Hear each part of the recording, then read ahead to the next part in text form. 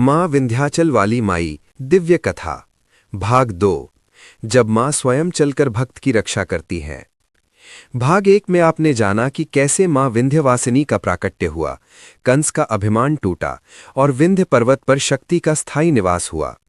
अब ये कथा आगे बढ़ती है, जहां माँ केवल मंदिर में विराजमान देवी नहीं बल्कि चलती फिरती करुणा बनकर प्रकट होती हैं। माँ का वचन, भक्त कभी अकेला नहीं होता। विंध्याचल में एक बात कही जाती है, माँ अपने भक्त को पुकारने का मौका भी नहीं देती, वो पहले ही पहुंच जाती हैं। समय बदला, युग बदला, लेकिन मानव के दुख नहीं बदले। किसी को धन की चिंता थी, किसी को संतान की, तो कोई अपनों के धोखे से टूटा हुआ था। ऐसे ही समय में एक भक्त था, नाम था माधव। माधव की पीड़ा। माधव एक साधारण किसान था। उसके पास न बहुत जमीन थी न धन, लेकिन उसके जीवन में सबसे बड़ा सुख था उसकी अटूट भक्ति। हर वर्ष वो पैदल विंध्याचल जाता, माँ को केवल एक चीज अर्पित करता, अपना सच्चा मन। लेकिन एक वर्ष उसका जीवन टूट गया। अकाल पड़ गया, फसल सूख गई, साहूकार का कर्ज बढ़ गया, घर में बीमारी आ गई। माधव हताश हो गया। उसी रात माँ विंध्याचल वाली माई स्वप्न में प्रकट हुई। उनकी आंखों में करुणा थी और स्वर में अपार शक्ति। मां बोली, माधव, तू टूट मत, मैं तेरे साथ हूं।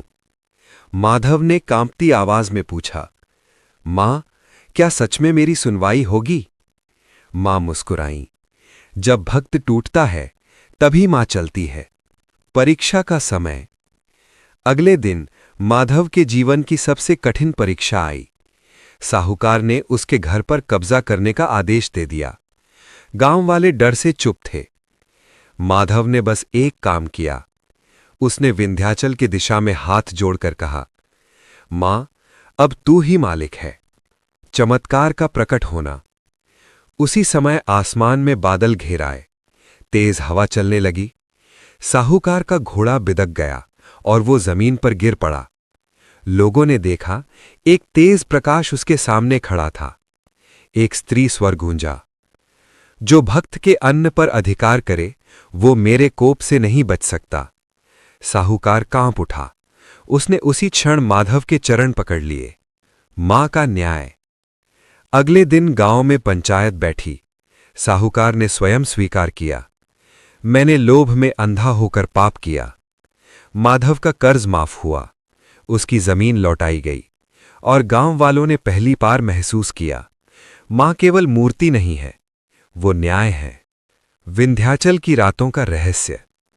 आज भी विंध्याचल में साधु कहते हैं, रात के तीसरे पहर मां मंदिर से निकलती हैं। कई लोगों ने देखा है, मंदिर के द्वार स्वयं खुलते हैं, घंटियां बिना हवा के बजती हैं, दीपक की लौ सीधी ऊपर उठ जाती है। ये संकेत हैं मां जागृत है। मां और अहंकार का अंत। एक बार एक विद्वान पंडित, उसने कहा, देवी अगर है तो प्रमाण दे। मां ने कुछ नहीं कहा। अगली सुबह पंडित अपने सारे शास्त्र भूल चुका था। वो रोता हुआ बोला, मां, ज्ञान भी तेरा, अज्ञान भी तेरा। मां ने उसकी स्मृति लौटा दी।